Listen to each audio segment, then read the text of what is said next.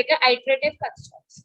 As we have already learned the sequential and selective constructs, now the third type of construct of iterative constructs or loops. इनका नाम बहुत सुना है आपने. Loop क्या होते हैं? लूप को हम इंट्रोड्यूस कर रहे हैं इस मॉड्यूल में. This is the part of module 5. Till now we have learned sequential and selective constructs where we learn about conditions. हमने conditions लगाई थी, हमने print statement यूज करे, ऑपरेटर यूज करे, मैथमेटिकल फंक्शंस भी यूज करे हैं, एंड बहुत सारे हमने प्रोग्रामिंग फंडामेंटल्स को स्टडी किया है. Now it's time for loops. सबसे पहले why loops are required. We know execute our code according to a given situation. जो भी हमको सिचुएशन दी जाती है, फॉर एग्जांपल अगर x 5 से बड़ा है तो ये हो जाए, वरना ये हो जाए. अगर परसेंटेज 90 से ऊपर तो ग्रेड A है, अगर परसेंटेज 90 से नीचे है तो grade B, C, D and so on. ये हम सब सीख चुके हैं. लेकिन अगर हमसे कोई बोले कि किसी एक स्टेटमेंट को मल्टीपल टाइम एग्जीक्यूट करना है, या मुझे काउंटिंग जो मेरे को नंबर्स हैं उनकी काउंटिंग करनी है, या किसी स्टेटमेंट को मुझे 5 टाइम्स 10 टाइम्स 100 टाइम्स प्रिंट करना है, तो हम क्या करेंगे? अभी तक हम जो सीखा उसके हिसाब से हम क्या करेंगे. अगर मुझे मानो अगर आपको कोई स्टेटमेंट प्रिंट करना है, system.out.print का यूज करेंगे एंड उसको जितनी बार भी आपको प्रिंट करना है आप उसको अलग अलग लाइन में लिख देंगे. system.out.print फॉर एग्जांपल हेलो, तो नेक्स्ट लाइन में आपको लिखना है फिर से हेलो हेलो हेलो. ऐसे करते करते मल्टीपल टाइम्स को लिख सकते हैं. लेकिन दिस इज वेरी टीडियस. अगर हमको वही कोड फॉर एग्जांपल वही कोड हमको 100 टाइम्स 1000 टाइम्स और ज्यादा टाइम्स करना है, तो हम कहाँ तक उस कोड को बार बार लिखते रहेंगे. For that thing, the iterative constructs are introduced. These are the set of statements which are executed repeatedly in a program. एक प्रोग्राम में आप उनको बहुत बार रिपीटली एग्जीक्यूट कर सकते हो, and they are also known as loops. थोड़ा सा अलग कॉन्सेप्ट है, नया कॉन्सेप्ट है, इसकी वर्किंग थोड़ी सी अलग है, सिंटेक्स थोड़ा सा डिफरेंट हो जाएगा, लेकिन इजी है लर्न करने. Types of iterative construct, different types of loops are for loop, while loop, do while loop. अगर आपने पहले से प्रोग्रामिंग पढ़ी होगी तो आप इन तीनों से इंट्रोड्यूस हो चुके होंगे पहले. हम डायरेक्टली इसकी वर्किंग पे आते हैं कि for loop क्या होता है, while loop क्या होता है, do while loop क्या होता है. For now onwards we have to only learn about for loop. इसमें हम प्रोग्रामिंग करेंगे, जितनी प्रोग्रामिंग हम कर सकते हैं, क्या क्या इसके एडवांटेजेस हैं, क्या डिसएडवांटेजेस है, क्या इसके एप्लीकेशंस हैं, हम सब स्टडी करेंगे. डिफरेंट टाइप की प्रोग्रामिंग करेंगे, इसकी वर्किंग देखेंगे, एंड उसके बाद हम while एंड do while पे जाएंगे. इन एवरी लूप, कोई भी लूप हो, चाहे इन तीनों में से कोई भी लूप हो, हर लूप के अंदर 4 एलिमेंट्स होते हैं. First is initialization. आप कोई भी लूप लोगे, ये आपको याद करना पड़ेगा कि हर लूप में कौन से स्टेप्स है जिनको हमेशा हमें बार बार रिपीट करना है. कभी भी कोई लूप होगा, आपको सबसे पहले करना इनिशियलाइजेशन, देन हमको लगाने condition, iteration and loop for. What I mean, सबसे पहला इस लूप को कहाँ से स्टार्ट करना है. फॉर एग्जांपल मेरे को 1 से लेकर 10 तक नंबर्स को प्रिंट करना है, नंबर्स को प्रिंट करना है मुझे, ठीक है. तो मेरा स्टार्टिंग ऑफ द लूप क्या हो गया 1, दैट इज इनिशियलाइजेशन में आई क्या हो गया मेरा 1. देन कंडीशन, कंडीशन मींस कहाँ तक लूप चलना है. इफ एल्स में हम लगाते थे कि x is greater than equal to 5 या x is less than equal to 90. हमने ऐसी बहुत सारी कंडीशन लगाई हैं. ये हमने जो ऑपरेटर यूज किया था, यही ऑपरेटर हम फिर से फॉर लूप में, while लूप में यूज करेंगे. कंडीशन क्या है कि कहाँ तक हमारा लूप चलने वाला है, अप टू वेयर इस loop is ending, that is 10. मेरा कंडीशन में क्या हो जाएगा, मेरे को लूप जो है मेरे को 10 तक चलाना है. नेक्स्ट इज आइटरेशन, या फिर इसको बोल सकते हो अपडेट एक्सप्रेशन, या फिर सिंपल लैंग्वेज में इंक्रीमेंट डिक्रीमेंट. मतलब फॉर एग्जांपल मेरे को 1 से लेके 10 तक जाना है, हो सकता है किसी केस में आपको 100 से लेके 1 तक जाना हो, या फिर 10 से लेके 0 तक जाना हो, 10 से लेके -1 तक जाना हो. तो ये जो स्टार्टिंग पॉइंट होगा आपको, वो आपका पार्ट है इनिशियलाइजेशन का. जो एंडिंग पार्ट है वो आपका है कंडीशन का. आपको कंडीशन लगानी पड़ेगी कहाँ तक जाना है. एंड इंक्रीमेंट डिक्रीमेंट, अगर आपको 100 से 1 जाना है तो आपको डिक्रीमेंट करना पड़ेगा, लेकिन वहीं आपको 1 से लेके 10 जाना तो आपको इंक्रीमेंट करना पड़ेगा. It depends on the condition कि आपको क्या काम करना है. और दैट केस हम यहाँ पर यूज करेंगे आइटरेशन स्टेटमेंट. 3 स्टेटमेंट होगा, इनिशियलाइजेशन हो गया, कंडीशन हो गया, आइटरेशन हो गया. अब क्या काम परफॉर्म करना है, आपको नंबर प्रिंट करना है, आपको अपना नाम प्रिंट करना है, कोई स्टेटमेंट एग्जीक्यूट करना है, जितनी बार भी आपको एग्जीक्यूट करना है वो पार्ट आ जाएगा आपका loop body. These are the 4 parts every loop. अब इनको अरेंजमेंट जो होता है, इनका अरेंजमेंट हर लूप में अलग अलग होता है। इसी बेसिस पर तीनों लूप्स को कैटेगराइज किया गया है। फॉर लूप में अलग तरीके से होता है अरेंजमेंट, व्हाइल लूप में अलग तरीके से होता है, डू व्हाइल लूप में अलग तरीके से। क्यों होता है, उससे क्या फर्क पड़े, काम एक ही होता है लेकिन अरेंजमेंट क्यों अलग अलग होता है, वो हम जब उसको पढ़ेंगे तब हम समझेंगे, हम अपने प्रोग्रामिंग परफॉर्म करेंगे। सबसे पहले आता है फॉर लूप। फॉर लूप का सिंटेक्स देखते हैं। फॉर लूप में जो इनिशियलाइजेशन है, कंडीशन है, अपडेशन, एक ही लाइन में लिखते रहते हैं। कैसा सिंटेक्स है कि आप लिखोगे सिंपली फॉर, तो आपको राउंड ब्रैकेट्स लगाने हैं।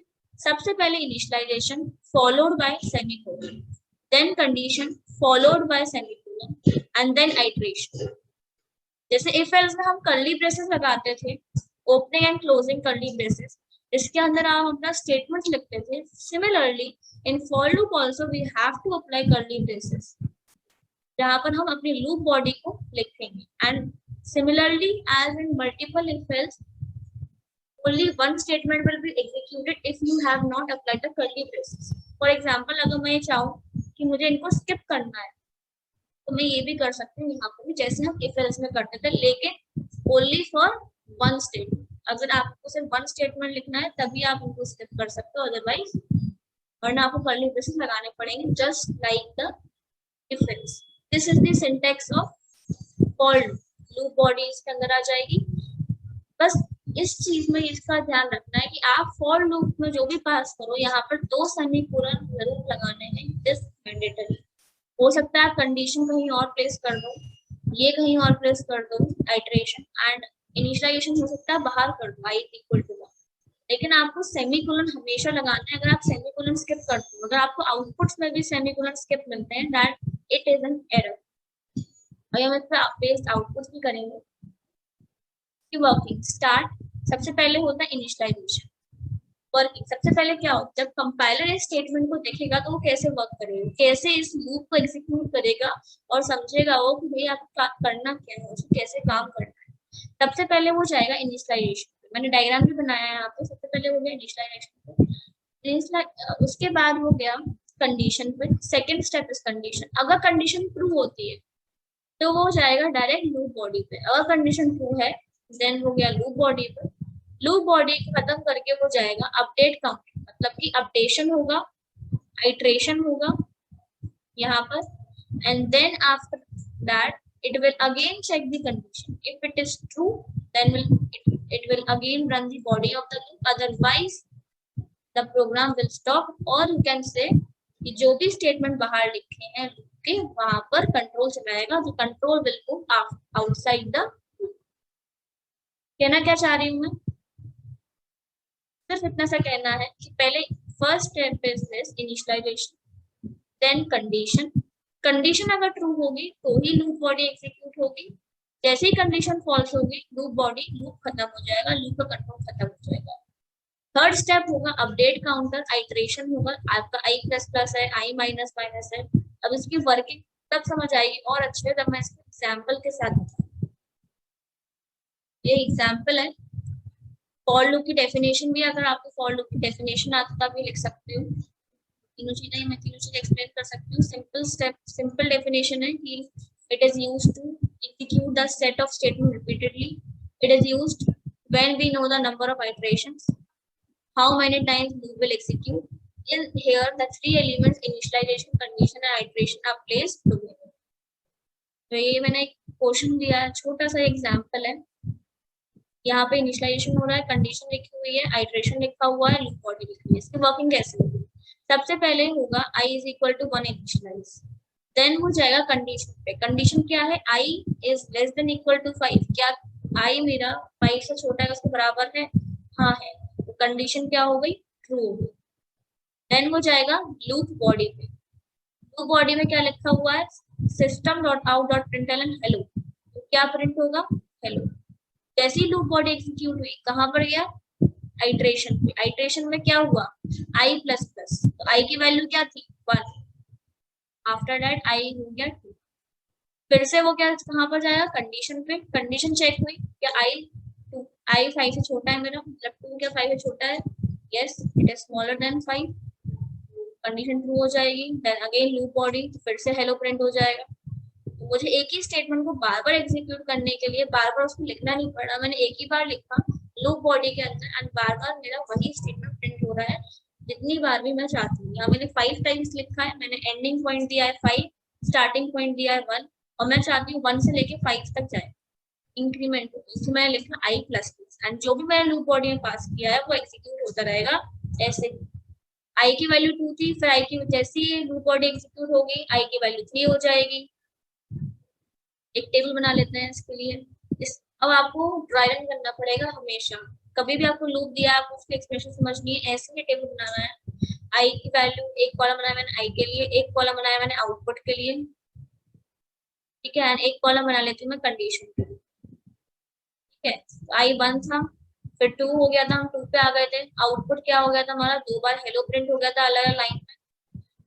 अब जब आई की वैल्यू 3 हो जाएगी, जैसे ही सेकेंड टाइम होगा तो ये जाएगा आइट्रेशन पे, आई की वैल्यू 3 हो गई, condition yes it is true, condition true है, अंदर आया लूप बॉडी में, लूप बॉडी में उसने प्रिंट किया हेलो, फिर से वो अपडेशन पे गया, उसने 4 कर दी आई की value and condition will again true, क्योंकि अभी भी 5 से छोटा है, फिर से लूप बॉडी पे गया, फिर से वो प्रिंट कर देगा हेलो एंड फिर से वो जाएगा अपडेशन पे, अब वैल्यू हो गई 5, 5 is less than equal to 5, हाँ इक्वल टू तो है ही, फिर से प्रिंट हो जाएगा, ठीक है, कंडीशन ट्रू हो गई थी।